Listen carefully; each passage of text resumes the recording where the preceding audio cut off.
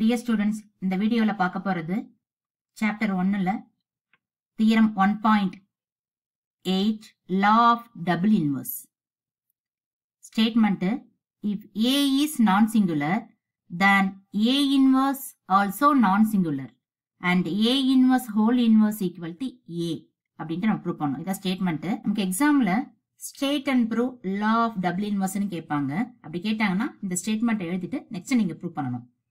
இந்த question very very important question. Theorem 1.7 important தான். Assume that தன்னுக்கு பிஃபோரா இருக்கிறது எல்லாம் அஷ்யூம் தட், தன்னுக்கு அடுத்தது இருக்கிறது எல்லாம் prove that.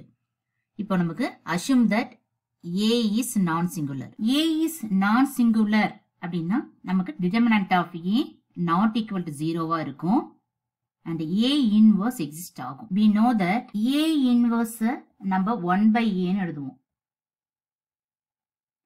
Determinant of A inverse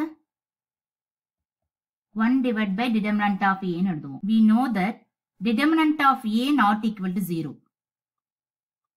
1 divided by determinant of A வும் not equal to 0 தான். Therefore, determinant of A inverse not equal to 0. Therefore, A inverse is also non-singular. நல்லா பாருங்க, Aங்கிறது non-singularனா determinant of A not equal to 0. அப்படின்னா நமக்கு determinant of A inverse not equal to 0னா therefore A inverse is also non-singular. நம்ம A inverse also non-singular அப்படின்ட்டு prove பண்ணிட்டோம். Next proof A inverse whole inverse equal to A ன்னு சொன்னோம். இதுதான் the double inverse. We know that A inverse A equal to A inverse equal to IN. We know that A inverse equal to A inverse A equal to IN. இந்த IN அப்படிங்கிறது identity matrix, அது value 1. இந்த கண்டிஷன்ல left hand side condition மட்டும் choose பண்ணுங்க. Left hand சைடுல என்ன இருக்கு? A inverse equal to take inverse on both sides. ரெண்டு சைட்ஸ் இன்வர்ஸ் எடுங்க.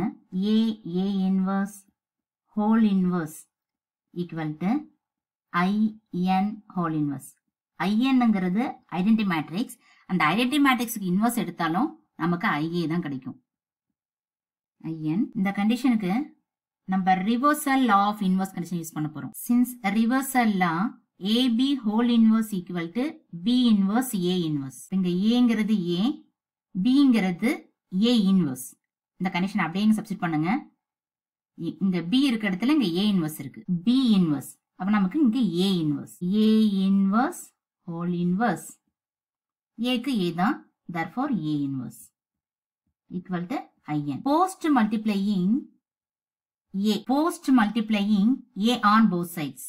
ஏன் நம்ம போஸ்ட் மல்டிப்ளை பண்றோம் அப்படின்னா நம்ம ப்ரூவ் பண்ண போறது A inverse whole inverse equal to A ன்னு சொல்லணும். இங்க ஆல்ரெடி எக்ஸ்ட்ரா ஒரு A இன்வர்ஸ் இருக்கு. இந்த A இன்வர்ஸோட ஏவை மல்டிப்ளை பண்ணா நமக்கு IN ஆயிடும். அதனால தான் நம்ம போஸ்ட் மல்டிப்ளை பண்றோம். therefore A inverse whole inverse into A inverse, இதோட ஏவை மல்டிப்ளை பண்ணுங்க, equal to IN into A. இந்த A இன்வர்ஸ் A ஓட வேல்யூ ஐக்கு ஈக்குவல் நமக்கு தெரியும். This mean IN. N ஆர்டரா அந்த N இல்லைன்னா ஐயோட value 1. therefore A inverse whole inverse equal to இந்த IN வேல்யூ 1 ஆயிடும், இந்த வேல்யூ 1 ஆயிடும். therefore A inverse whole inverse equal to, hence the proof A is non-singular அப்படின்ட்டு assume that பண்ணி நம்ம first A inverse also non-singular prove பண்ணோம். next A inverse whole inverse equal to A ன்னு prove பண்ணிட்டோம். Thanks for watching. next videoல ஒரு important problems பார்க்கலாம்.